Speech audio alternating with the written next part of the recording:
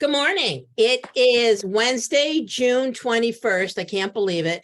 And we are discussing Say It Isn't So, Mr. Yiddish by Curt Leviant.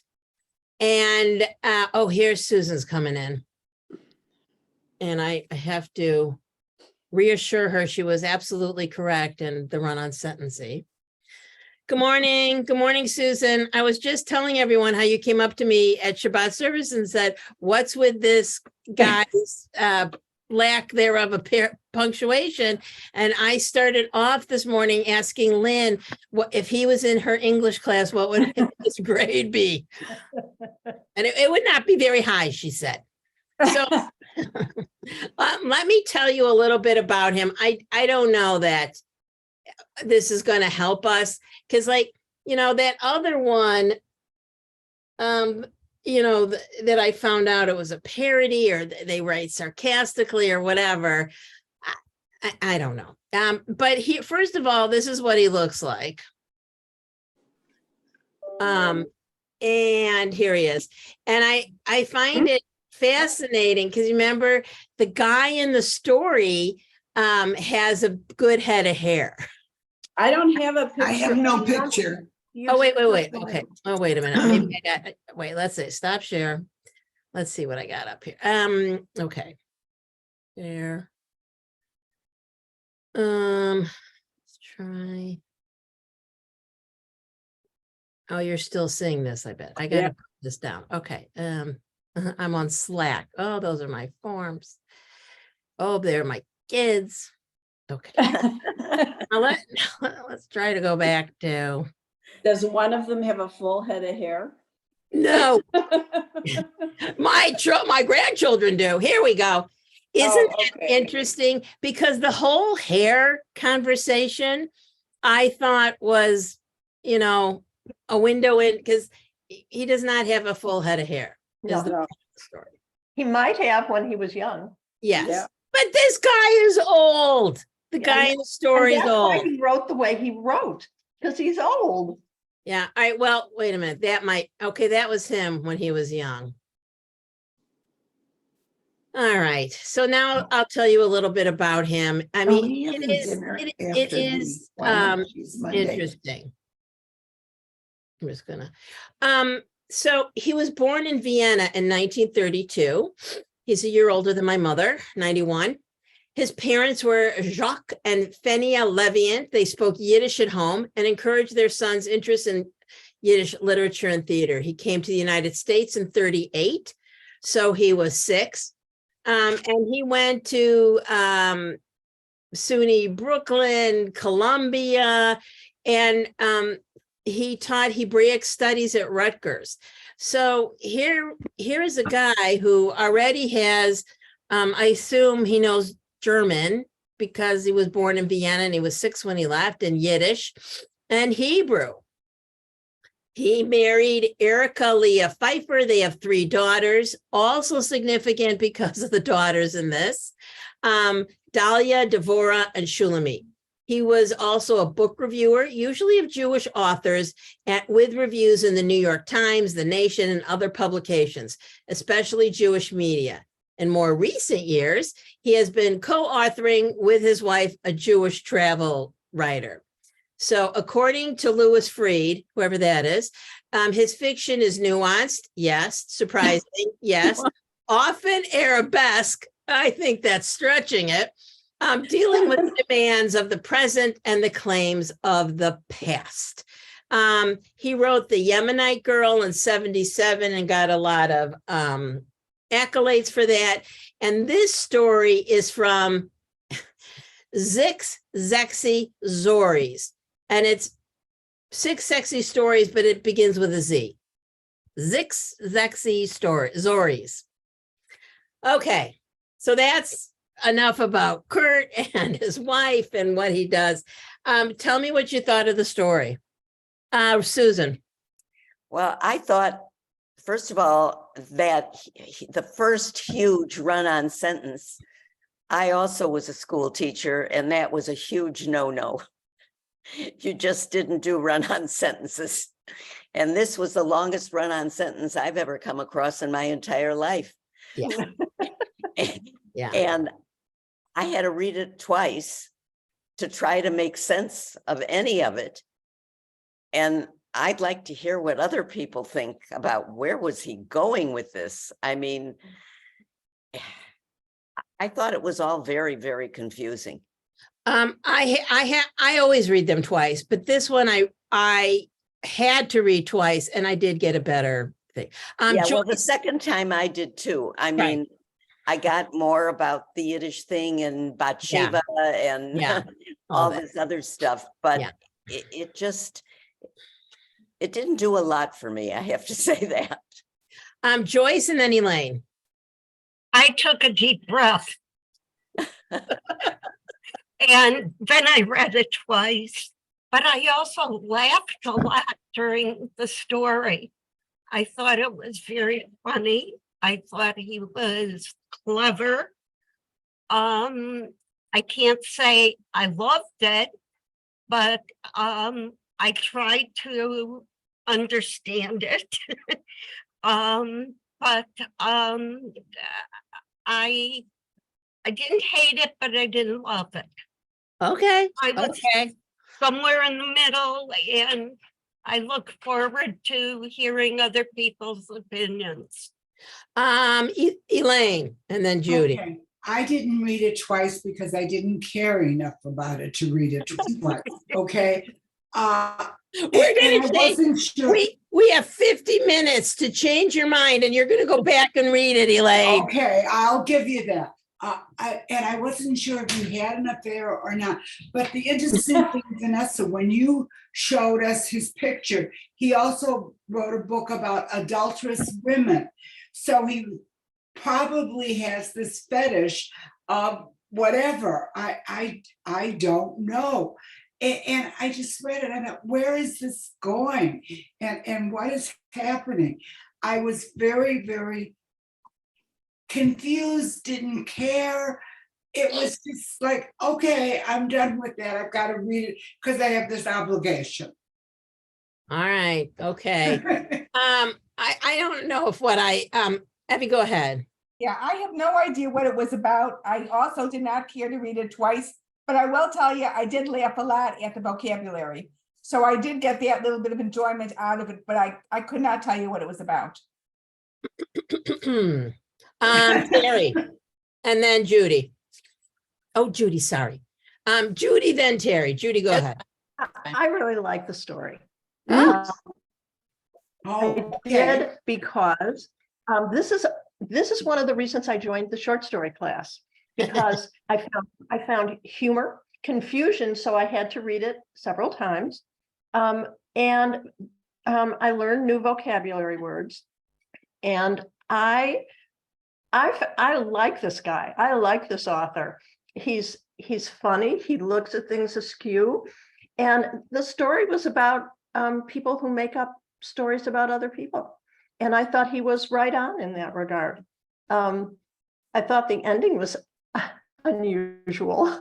The concept of going for, Pascal's theorem, and the story was unusual, but I didn't think it had anything to do with God, but obviously he did. So I enjoyed it. I thought it was fun. Okay, Terry, then Lynn. Well, I was discussing it with my husband and I was trying to explain what the story was about. And as I was explaining it to him, maybe it was the way I was explaining it and the sort of the rhythm of my words, he said, this sounds very Talmudic to him. And I thought that was kind of an interesting comment, because then when I went back and read a little bit of it, it's like, well, it wasn't this, but it could have been that, and it just kind of felt very Jewish to me. And I also found a lot of humor in it. And clearly he was describing a man. I mean, his students admired he kept describing his eyes and, and his twinkle. And clearly this was a man who was, women were attracted to him. And so the whole idea, basically, the whole idea of the story was this Yiddish expert who won all these prizes connected with this Polish woman who was not Jewish. And does it matter? I mean, the point is, there were times where they said, yes, he was never alone with her, and yet he did drive her, so she didn't have to walk. And yes, maybe he noticed that she had a short skirt and pretty legs. So there were all these little references to the fact that maybe there was something going on. But in the end, I think you came to feel like there really wasn't, that he really loved his wife and his wife was kind of ailing. And so it kind of went back and forth. But I thought it was interesting. I thought it was interesting. I don't know if it was my favorite story that we read, but I thought it was worth reading. Lynn, go ahead. Well, I don't think this is a story about Shmulek Gafni. I think this is a story about the narrator. I think that the use of language and what you can do with language and how you can twist it and manipulate it, and which he did all through the story, and how he used it for parody, how he used it for irony, how he used it for oxymorons and paradoxes and satire.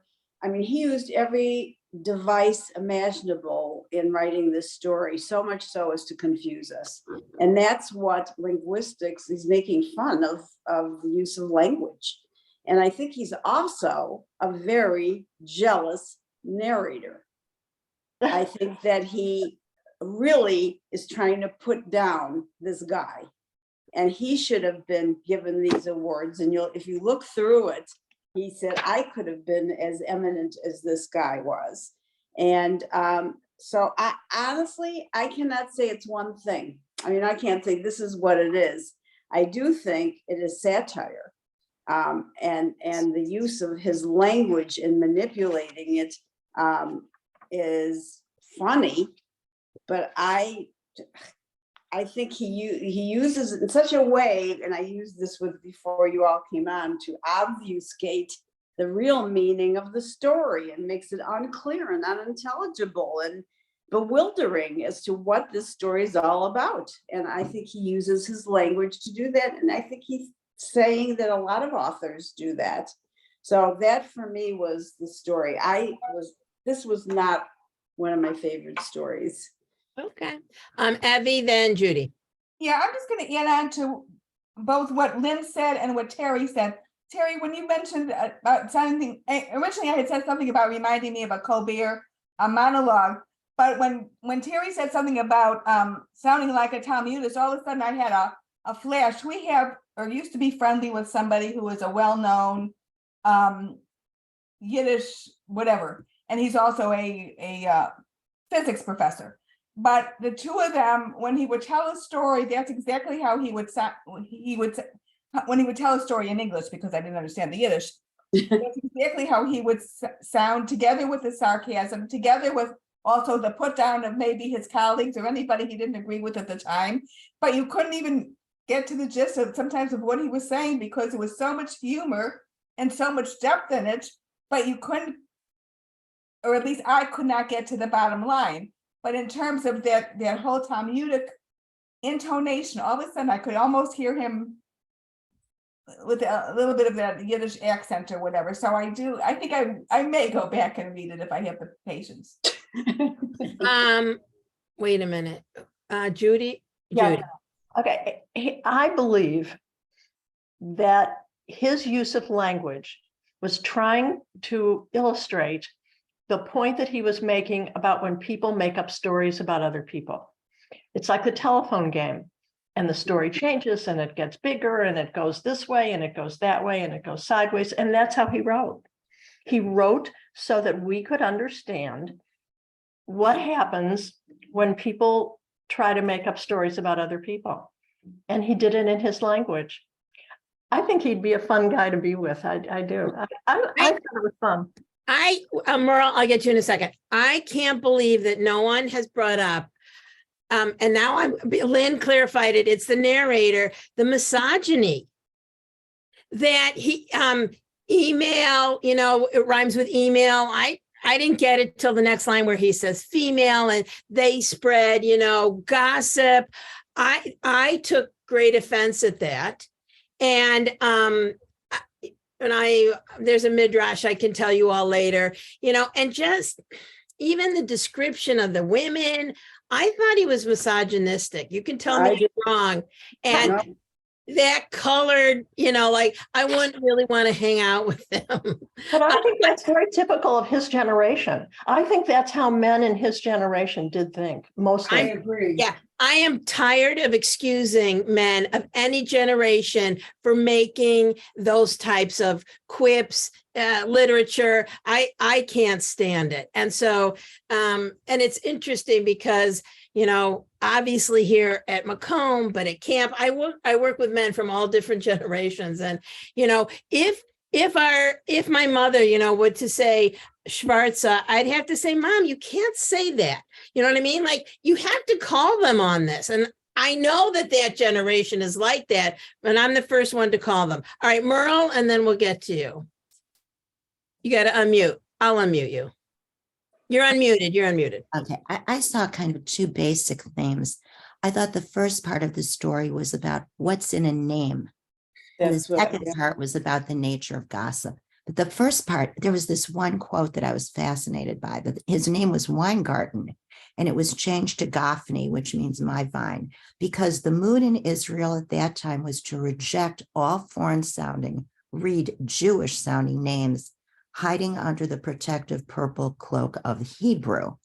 And he seems to find that people are frauds, that Israel took these people with perfectly fine ethnic names, German names, whatever, German, Jewish, and changed them. Let's homogenize everybody. So that was a criticism of Israel about what's in a name. And we see that all over the place where we can tell when names have been shortened from something else. And there's a little bit of a bad feeling about that. The second thing was the nature of gossip. Whether he had an affair with that woman, Malina, or not, people were going to say he did. And it's just a kind of nasty commentary about human nature. The narrator did not respect people in general. He really thinks people are frauds and nasty gossips. And it was a very critical story. And the language reminded me of what Faulkner used to do, using very elevated language to describe a cow at pasture. right. Kind of thing. This very elevated language. But I thought because of the use of language, it was an interesting story to read. Terry, did I get to you? Did you have something, Terry? Is she frozen? It looks like she's frozen. Okay. Beverly, I'm sorry. Beverly, go ahead. I'm sorry that I had to leave for a couple of minutes for a phone call. And if I'm repeating what someone said, I apologize. So when I started the story, I said, oh, we have a Jewish Faulkner here. How am I ever going to get these pages? And then it totally changes into a different kind of narrative. And one of the things I walked away with was the leering, physically excited, how he was looking at this woman at her when she takes her clothes off at the beach. And I thought to myself, boy, I don't think anything has ever changed with the way men view women. I think maybe they are more in control of their language, or patting someone on the tuchus when they walk by in the workplace or whatever. But the inner, their thoughts, that leering, I think that it's the same. I thought it was an amazing description.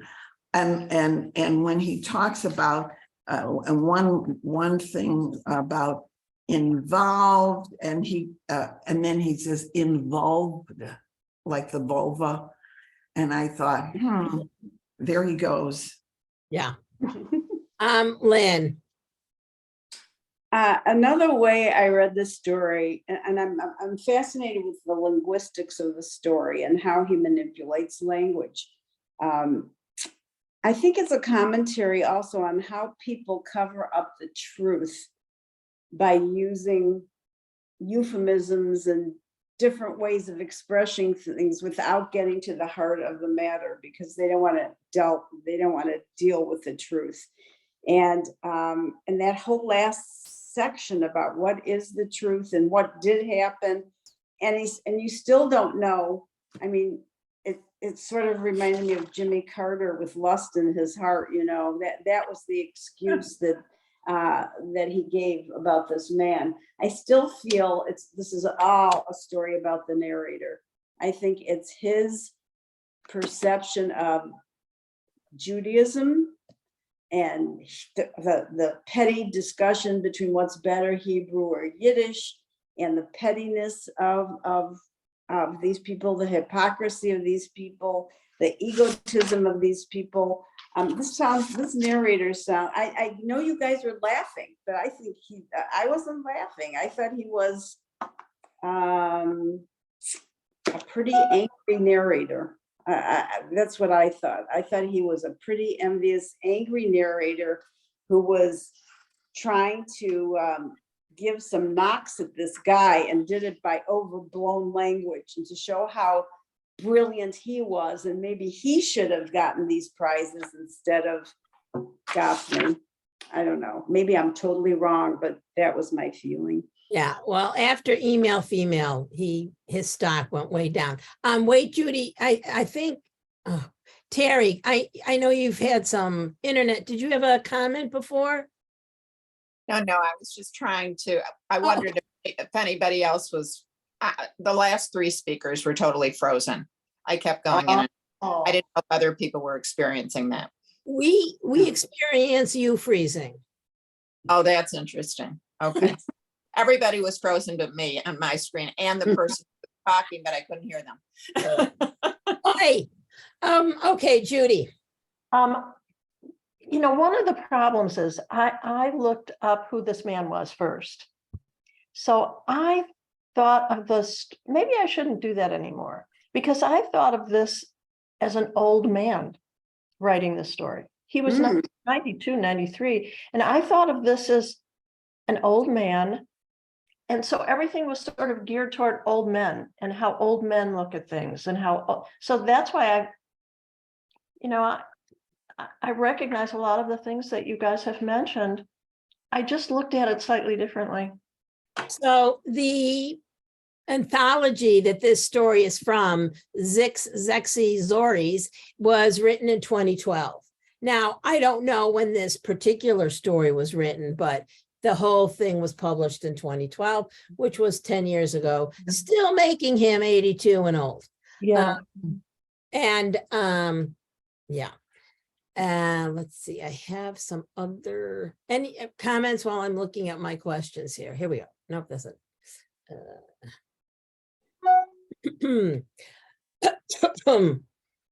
The whole thing of that the girlfriend didn't speak Yiddish. She was young enough to be his daughter. She wasn't Jewish.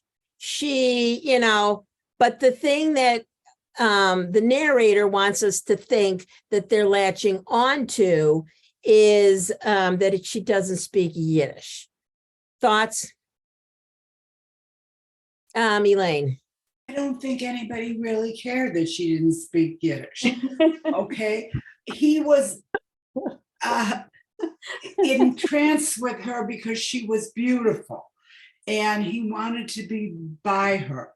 And I think that goes, if you think about really beautiful people, how they have a leg up on getting what they want because of their appearance. And I think now when I'm listening to everyone, I think maybe it had a lot of little things that I sort of flew over because I just read it and I said, okay, I'm done. I don't like it, and it's over. But I think that he had a comment on a lot of society, the men, the beautiful women, the gossip.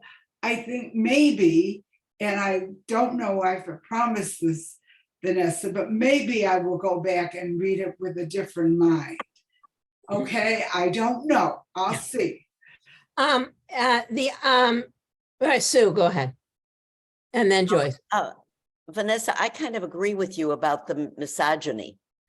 I one of the things, and I too did laugh sometimes. I mean, how about when he referred to the woman's breasts as melons? All right. And then I in the mean, long description about melons in Israel. Right. Oh my God. Her name means Yeah, I mean, berry. it's like any of his talking regarding women was always sexual and negative. Objectifying. Yes, absolutely. And that did bother me, although I must say it did cause me in some areas to laugh, as other people said, because it was kind of funny. All right, Joyce, then Lynn and Evie. Maybe I'm generalizing, but I don't know of a man who, when he sees a beautiful woman, doesn't think, not that he wants her, but admires the fact that she's a beautiful woman and admires her body and whatever. And maybe I'm telling stories out of, my own playbook, but I can remember when my husband and I were dating.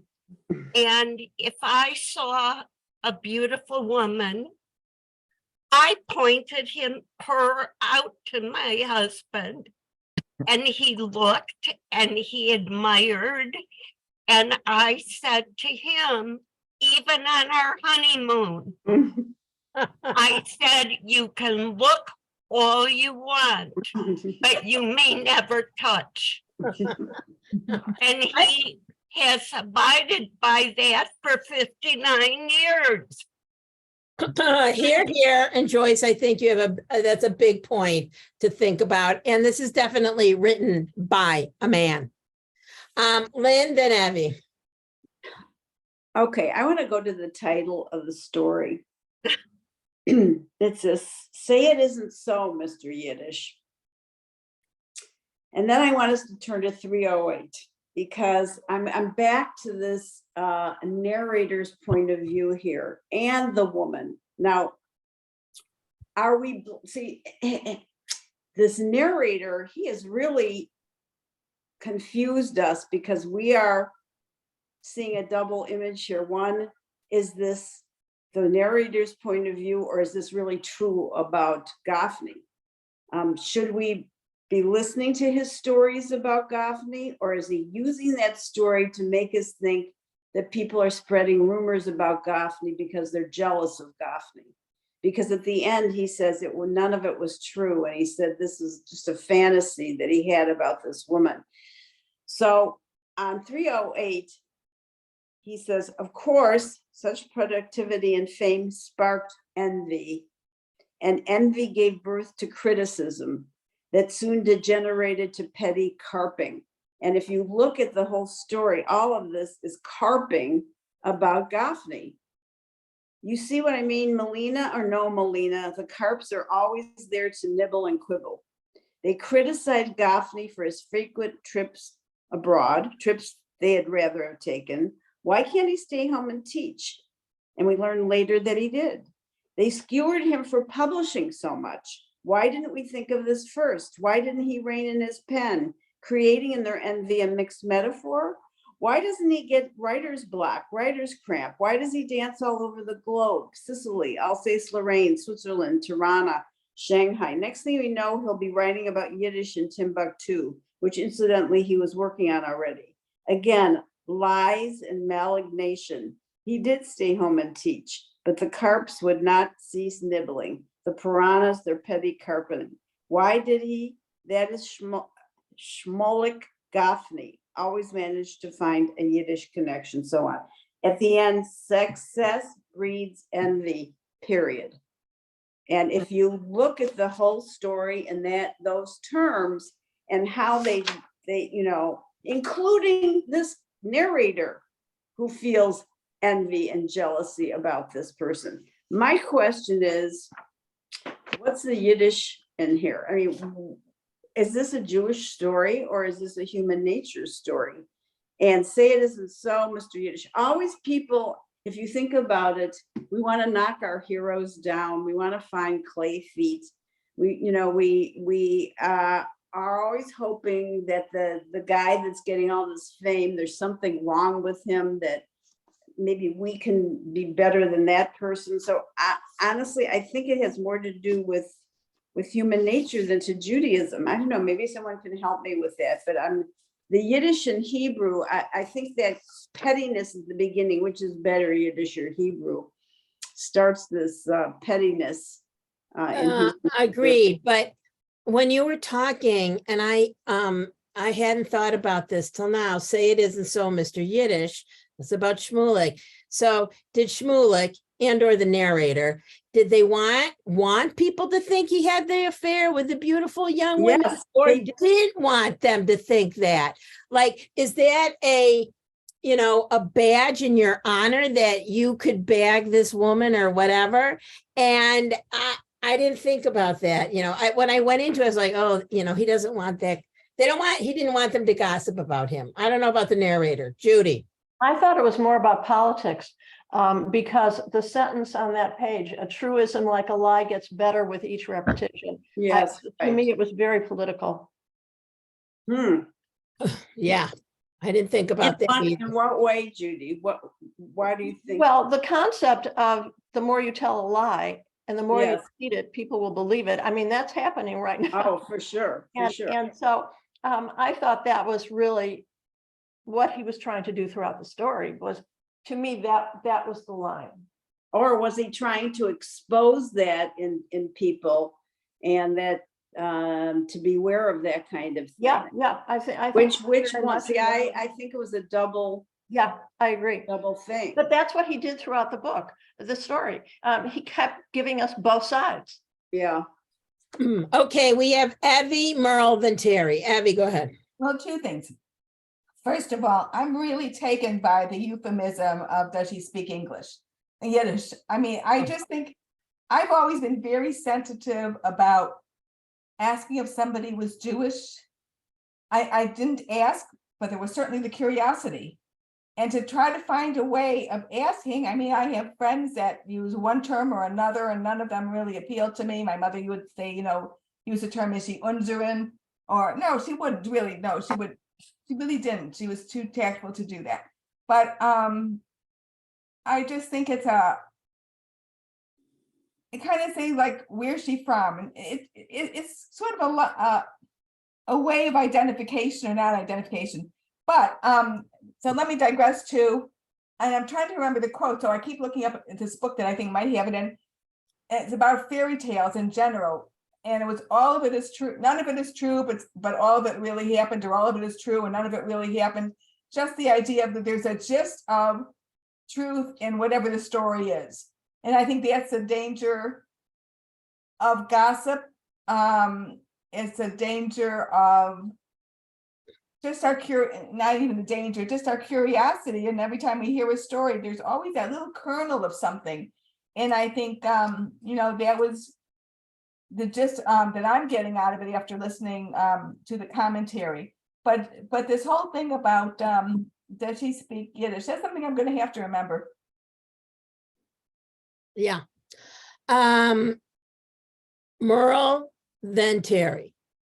Well, I would have to agree with Terry's husband that it's Talmudic, because the last paragraph, the last few sentences say, we've come to the end of our investigation as to what was known.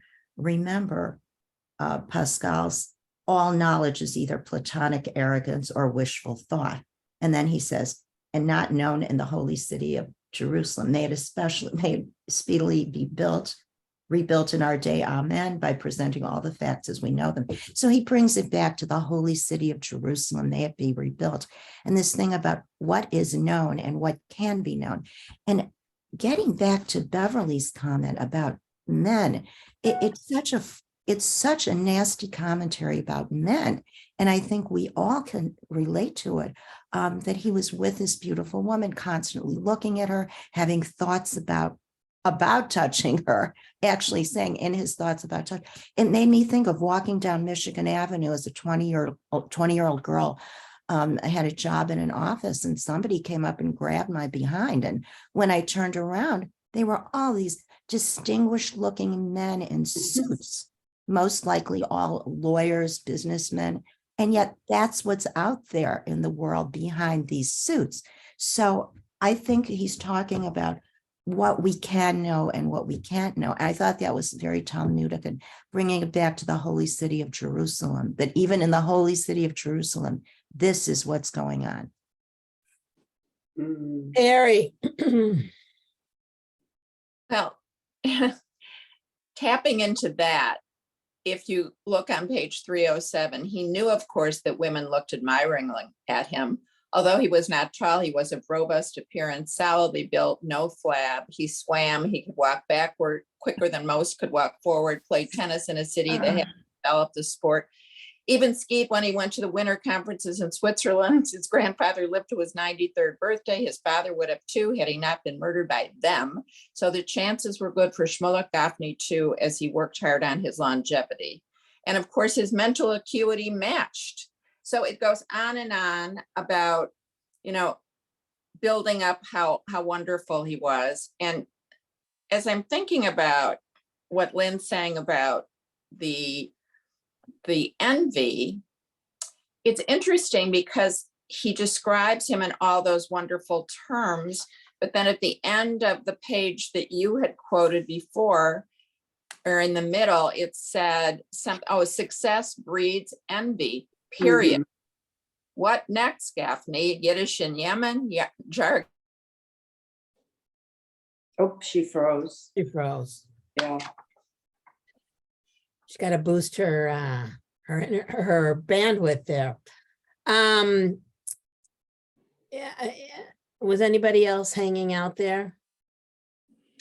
I have another question, and it's in where Terry is. I mean, we're on that 308, because I think at that point his language gets clearer. Did you notice that? I mean, yes.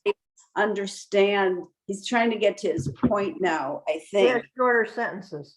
Shorter sentences and less, not run-on sentences, but running on sentences, running on. And tangents. Tangents, right. And he says, I couldn't tell if I'd been reading it for a while or if it was just getting easier. No, I think this is deliberate, because I think he wants us to get to the that he knows he's confused us to the 9th degree, 10th degree, and but he says facts had as much connection to truth as cabbies to cabbage or cribs to cribbage. I mean,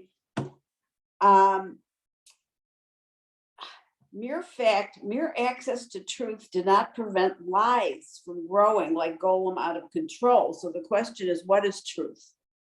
What is a fact?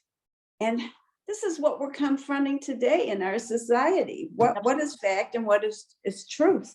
Yes. And I mean, for those of you who think this is Talmudic, maybe that is I mean, when you keep arguing back and forth, do you ever get to any conclusion about what is fact and what is truth? I really don't know.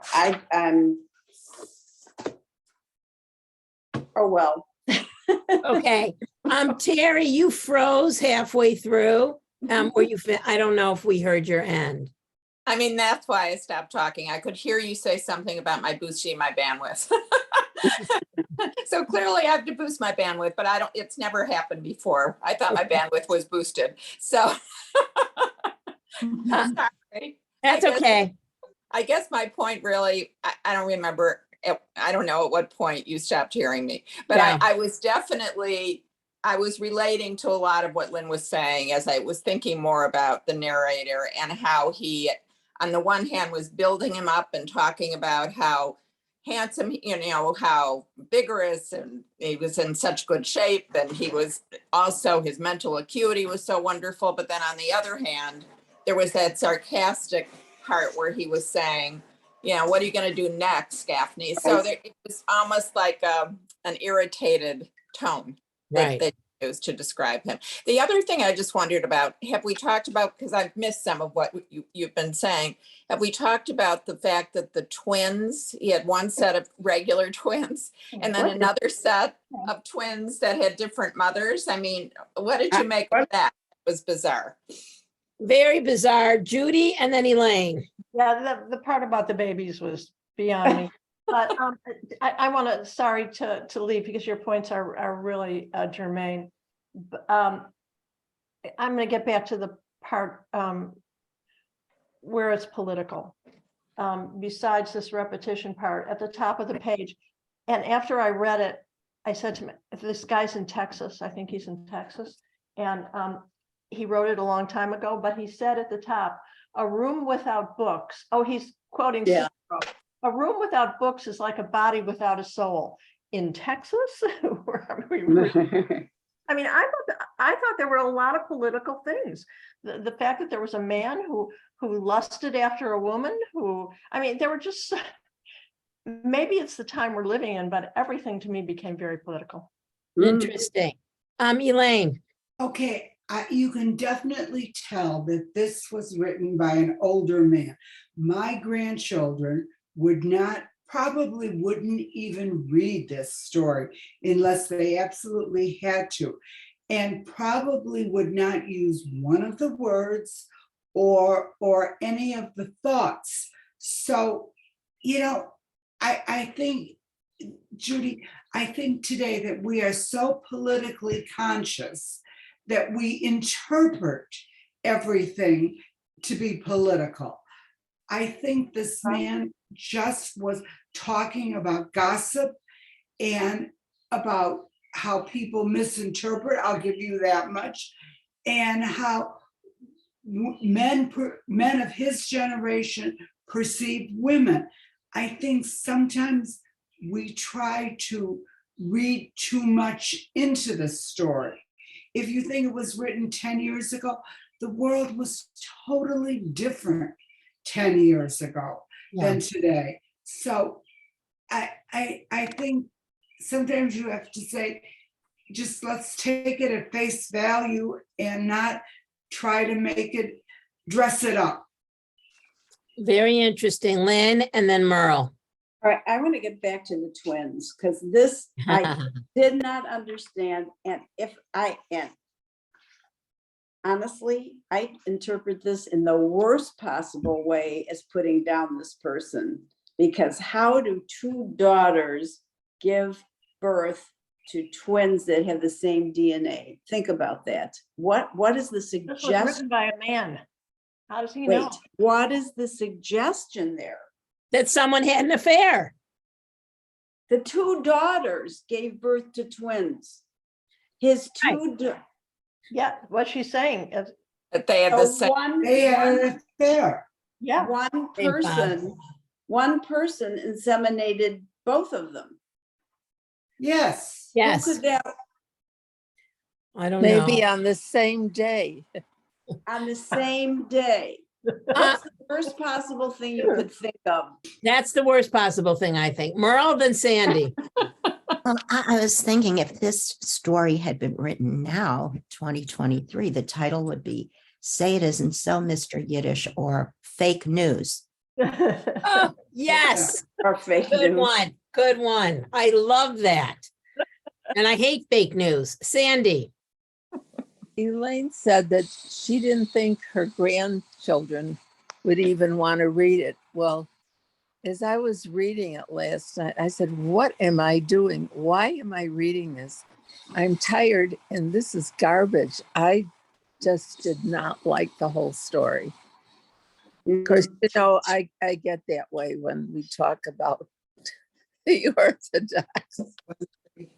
He was not Orthodox. No. He was Israeli. He decided to Hebraize his name like everyone did at the time. Talk about political, Judy. Ben Gurion, Golda Meir, Right. all of them, gave it a Hebraized their names. And there's been a lot of articles that have come out about, the the urban legend is that people got to Ellis Island and the guys at Ellis Island said, change your name. But it was the people who wanted to change their name. They wanted to be Green, not Greenberg. They didn't, people, take that upon themselves to elevate themselves in their life or whatever's happening. I mean, I think the whole Yiddish Hebrew thing is an interesting element of the story. I just posted a cartoon that I just got yesterday from a friend who's in her 80s. What is it? Mom, I'm dating our neighbor. He could be your dad. Age isn't an issue, Mom. No, I don't think you understand me. I mean, I wasn't paying attention to it, but just the fact that of this last comment that Right, the twins. right. The other thing that I wanted to talk about is the name of his wife, Bathsheba. Bathsheba, notoriously known in the Bible to, have an affair with King David. Right. Now, again, it was mainly on King David, who sent her husband into war, pulled back his troops, he died, and then he went and, but I'm pretty sure it started before that, because how would he know to send that guy into war? Sandy. It also reminded me when I was very young, the way the women use the word shiksa. It was okay for their sons to date shiksas, to do that, but as long as they didn't marry a shiksa, it was really like a dirty word. And that's how he was thinking about this blonde and her body. It was just irreverent about women. I don't know. I think, Sandy, you missed some of the parts where we talked about him being misogynistic and that there's a narrator who's jealous of him. So, we totally agree. We totally agree with that point. Sorry, I had to come in late, but That's okay. but that bothered me. I've never liked being around people who use the word shiksa like that. Right. And it's just one word. There are other words too, like my schwarze. Yes, dear. I just said that. Those are words that we don't use today. Thank God. Right. Judy. Well, I want to tell you that when I was in college, I took a Black literature class. And it was run by Arna Bontemp, and you might not know that name. He was the first Black author. And he wrote poetry. He was in the Renaissance of the Black Renaissance. He knew Langston Hughes. Many of these people came to class. And I Wow. got to hear them. Where'd you go? I transferred because I got engaged. I transferred to University of Illinois at the Circle because Raj was finalizing his master's at Northwestern. And I went to Illinois here in Chicago. Good And for everything. I will tell you, it was life-changing. It was life-changing. But here's the important part. To read things that we wouldn't necessarily assume we should read or be interested in or whatever, I learned the most. I was exposed to thoughts and concepts that were far greater than anything I had ever imagined, and spoken by people who were trying to get their heart out there, trying to show you their soul. And so sometimes I hope my grandchildren will read things that they don't think they'll want to read, because those are really the stories that make you think about you. So while I know that this was not the easiest read, I think we learn a lot about ourselves from the not easy reads. Excuse me. I think that even as we look at different books, Ta-Nehisi Coates has a couple books out. Did I want to read those books? Were they hard to read? Yes, but there's some things from those books in what's the first one? I'll have to Google it. But he talks about having, control of your body. And you see so many African Americans, so many Black people who, are arrested, who the control of their body is, put to someone else. So anyway, that's Vanessa, yes.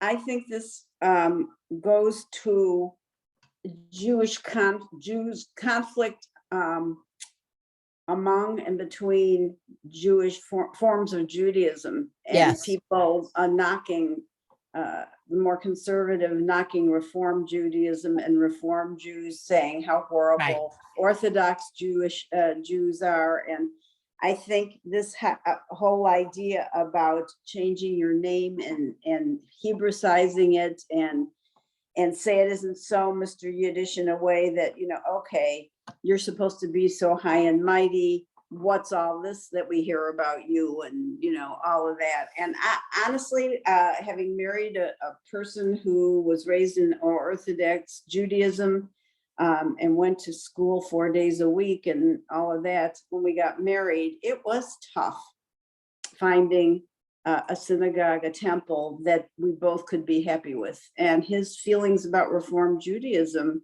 I had to really talk him down from that, because if you talk to people who are more observant, they still have that idea about Reform Judaism. So Absolutely. I think all of it, whatever we we need to read stories where there's this conflict going on and talk about it, because there's such a falling off of religious observance in today's society. I totally agree with you. My husband as well. It's taken him 35 years. I think he finally appreciates and enjoys Reform Judaism.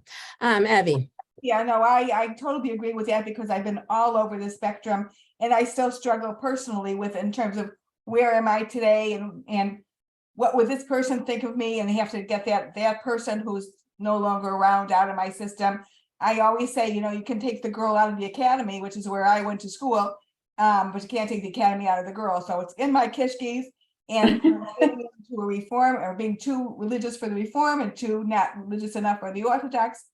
It's a real dilemma, but I think other traditions do have some semblance of that too. And maybe I'm finally at the point in my life that maybe there's a certain joy in having that little bit of conflict, to be able to say, well, this might be where I am today. Maybe not next week. Maybe I'll have whatever on the pizza tonight when my grandchildren come over, whatever. But it's constant. It's a constant challenge. I think I would call it a journey. We should all be on our own Jewish journey. But I will share that there was a rabbi at the North Shore, on the North Shore, many years ago. And I remember a friend was on retreat with him, and he said he used to call himself orthoform until he realized it was a vaginal gel. Yikes. So here, there was another point in there where they say luscious, and I'm sure talking about the Polish woman, and lashon, which is Hebrew for language, and loshen, which is the Yiddish for language. So the midrash, which I teach all the time, and I will tell you that it's usually a male rabbi and a female person who comes in. I change it to a female rabbi. A man comes in and says to his rabbi, Rabbi, what am I going to do? People are saying that I'm telling lies all over the town. And and she said, okay, you have to do what I say. The man says, I will. He said, come back tomorrow with a feather pillow. Of course, this was in, the shtetl where they had literal feathers in their pillows. And which usually when I tell this to 9-year-olds, they don't question feather pillow. And they meet in the town square. He opens the pillowcase. The feathers go all over. The rabbi says, come back the next day. The man does. He said, when you say a bad word, it's like a feather. Now go get all the feathers, capture all the feathers that were in your pillow. And the man says, Rabbi, I can't do that. Well, what's the matter with you? They've flown all over. And he says, that's a bad word. When you say something, you need to think about it before it goes out there, and you can't bring it back. And I think he was talking about, Lashon Hara and gossip, Richilut, but in a very, I don't know, I just couldn't, and maybe I agree with Elaine, I just couldn't quite, I couldn't empathize exactly with him. Elaine. Okay, this is off the subject, but I have, Judy, you will love this book. I just finished a book that is very political, and I would like everyone to read it. It's called The Missing Heart by Celeste Nang, NG. And it's very, very interesting. And maybe when we get back together in the fall, we can discuss it. What's the second word, Elaine? Missing Heart. heart. Okay. Full transparency. Wait, I'm looking it up. It's very political. Huh? Yeah, look it up. Yeah. By Celeste What's the Nang. author's name again, Elaine? Missing Hearts. The author's name. She wrote Little Fires Everywhere. Yes, Oh, exactly. And That's it. It was very, very interesting. yes, I also read it, Elaine. Did you? Oh, okay. I like her writing. I think she's Yes. a wonderful author. I read something by her that I did not like. So I have not, but I'll try this one. This was very, very Okay. provocative and very good. And I thought her writing in this book was good. I haven't She's read a the great writer. She's a great Yeah. writer. Let's talk about the calendar for a hot minute. We're closing up for June and July right now. I could start on August 16th. Do you think people will be around? I'm here. I'm here. I'm I'm here. here. All right. And I think we'll do August 16th. I'm not here the first week, so that's the third week. In September, we can do the first week. I have to go look now. Let's see first. That's the 6th. The 6th. And I'll send this all, I'm going to make a flyer and send it, excuse me, all out to you. And then the 20th, I might call off because that's the week of Rosh Hashanah, and I'm very personally busy. Yeah, I can't. But October 4th, and then we'll proceed on through the year. And I'll send you a flyer and attach this because we still have a few more stories in this book, and we'll take it from there. Vanessa, you send me a sounds- list too. I'm sorry, what? You send me a list too, because I don't get the Macomb list.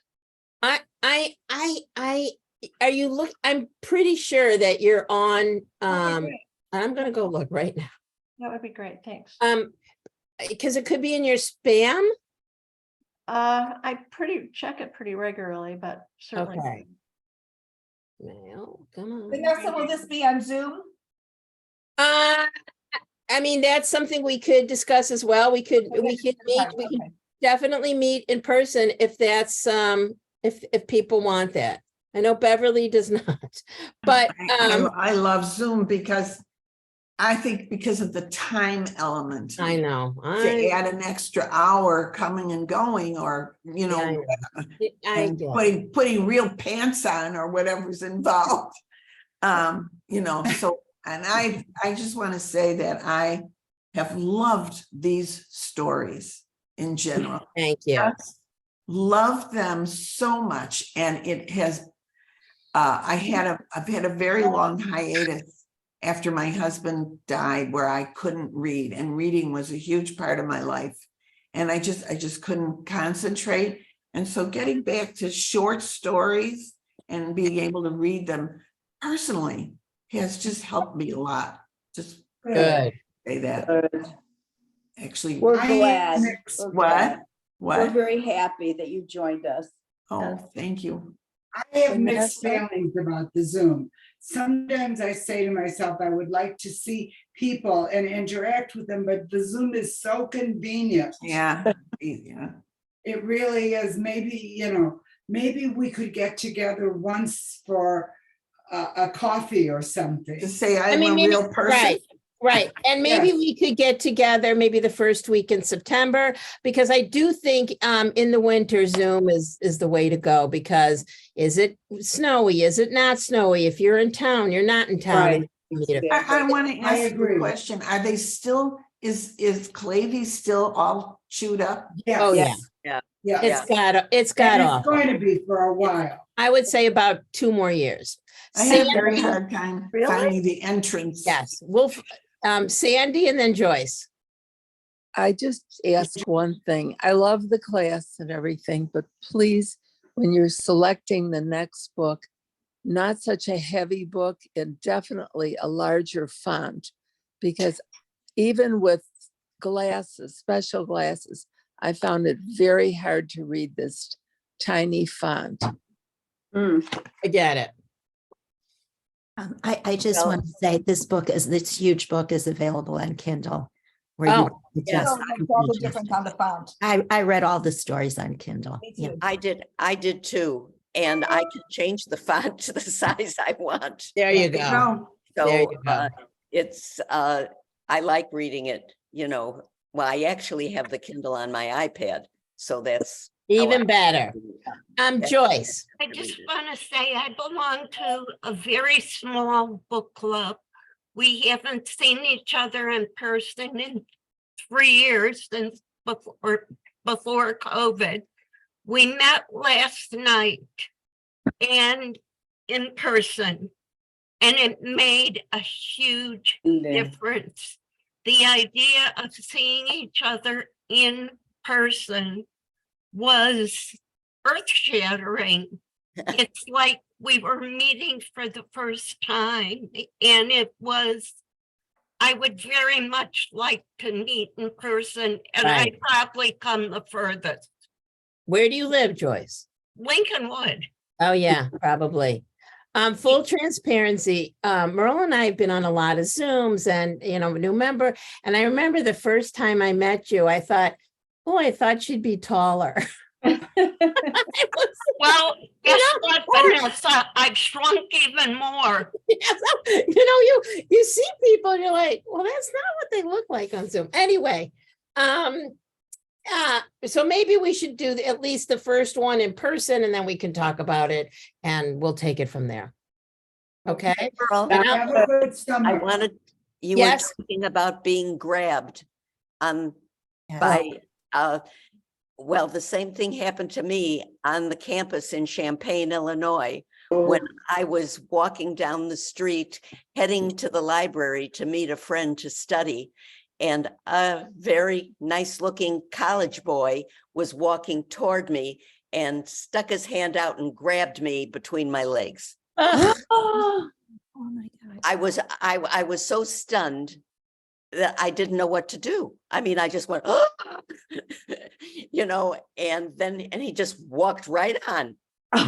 Like, Like nothing happened. and talking about political, it reminded me of he who should not be named. Exactly. You know who I'm talking about. I can't So- imagine who you're talking about. Susan, would you turn him in at this point, now, today, if that happened? I did. I went to the police, Oh, Good for good you. Yay, Susan. but I called at the time I was dating my husband. I had to go, no cell phones or anything then. Yeah. I had to go to a phone booth and call my husband, and who wasn't my husband at the time, but say, oh, would you come and get me and take me to the police station? Oh, Hey, good my for you. God. And he did, but Wow. it amounted to nothing. Well, you didn't have his name or anything. No, I had no idea who it was. Thank God. All right.